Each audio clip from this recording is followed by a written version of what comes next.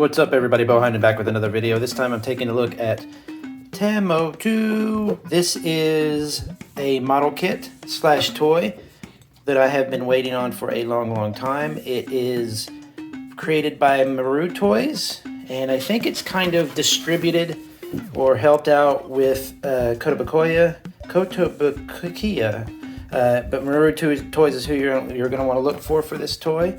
It is probably almost everything I like about model kits. It's almost a perfect representation of a perfect toy. I'm going to explain that in a little bit here. So after I built it, I had a few leftover parts, nothing big, just little dots and stuff that'll help with customization later. You get a little fill out form. I've seen this a lot of model kits to get some replacement parts, and then you get the instruction manual itself. Even some lore here. There's no English, but that's still cool. There's a little English, but that gives you an idea of what's what. And the scale there. This is a 1/12 scale model. Now, this is Tomato. So cute. There's mostly what I like about the toy model kit, and there's a few things I do not like. So let's go everything that I like about it first. First of all, this is when I'm always talking about a toy that is not dependent on like giant swords or guns, giant muscles or whatever, but you can create optional parts, or you can customize it to make it more military-like if you like. It's cute, but it's not, overly cute. It's easy to assemble, to customize. There's a lot of hidden stuff in here underneath the armor, which I'll show in a moment. And being that it looks semi-realistic, you could imagine this being based off of a real item, or this becoming a real item. And why I like model kits and toys like this, not necessarily cutesy ones, but this one perfectly toes the line between being pretty cute and then also being unrealistically cute. For example, when they make something that's so cute that its proportions would never work or something, or stuff like that, like cartoony. This is almost more of a stylized toy than a cute little robot. But you could absolutely see this thing becoming real, or being based off of a real item. So let's go over just some of the basic features. I assembled this relatively quickly, so there are a few little gouges and nicks and stuff like that. I should have slowed down. I was experimenting with a new glass file and got a little aggressive with it, and as you can see from my thumbs, I was trying some new clipping techniques. I got both my thumbs. But there are a few little parts that kind of bother me. For example, the head here is adorable and it rolls around really easily. I'm going to see if I can pull it out here really pretty simply.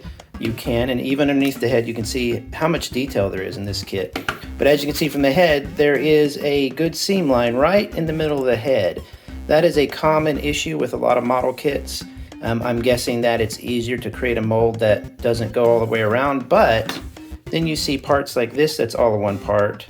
And surely if they can make that all one part, they could have made the head all one part. That's really my only super gripe with it. You can see where I niched it a little bit. So what I'm gonna have to do is glue that and panel or seam line that, even if I leave it plain white, which I probably won't. That's one of my only problems. But at the same time, it looks like something you'd see on a real robot. You'd see seam lines because there are parts where the parts would meet together like that, which is just fine. I don't mind armor lines or areas that show how something is connected together, because as you can see right here, this is all one piece here. Well, mostly one piece. I guess it does have is that a seam line there? Oh wow, look how fine that one is. But you see how this is mostly one piece, and then so these are obviously there so that you can take them off and get to the workings underneath. This arm here is actually not like a gun or a weapon. It's a handy little dandy hand, which you can pull out and open the little hand here, and you can actually use that to pick up things. You can a lot of the people are using it to pose with other kits, 1/12 size or just any size kits, and using that to pick up suitcases or working stuff. So it has a use as far as it's not just a silly thing sticking up there. And you can see how this arm could be customized really easily to be all sorts of things. It could be a weapon if you wanted to make a weapon, like a cute little murder robot, or it could be all sorts of stuff. I want to try to take off some of the armor here so we can see underneath. So let me pause and see if I can get that done. So here's what it looks like underneath. This is where the head is up top here. So the head would go in that little hole. It's got these little headlights. It's even got a little gap down here. I'm not sure what that would be used for. Maybe you could use it for like a hitch. Even underneath here, you can see all the different kind of opportunities for customization.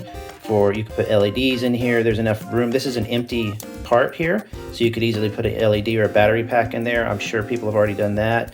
Most of what I've seen have been people customizing this just by painting it, turning it into like a military thing or with camouflage or just bright fun colors or whatever.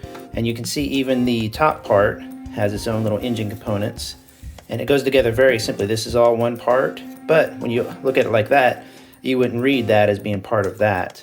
So it's just a really, really simple, fun build that you can snap together. I think I took 30 minutes with a few distractions. Then the head goes right in here.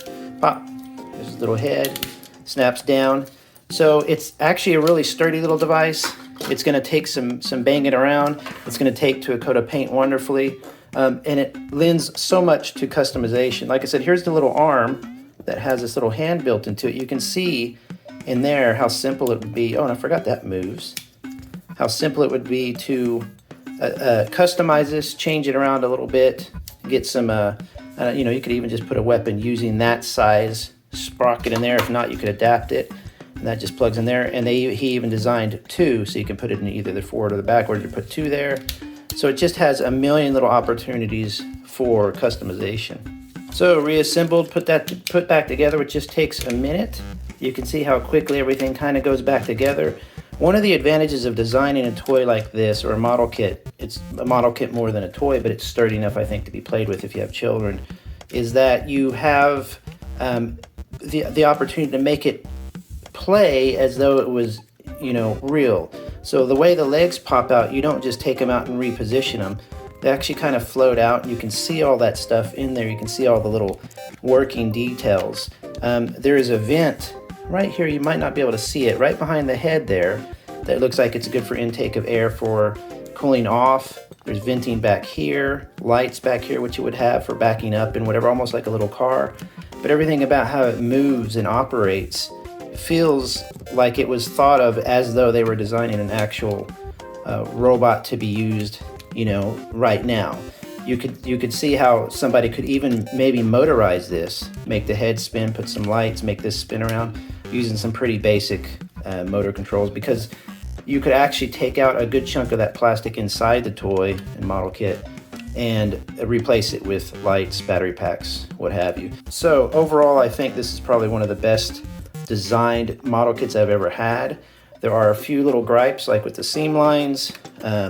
Some of the plastic is a bit, not fragile, it's tough, but it's a bit prone to scratching. But again, that's not a big deal if you know what you're doing, you're taking your time.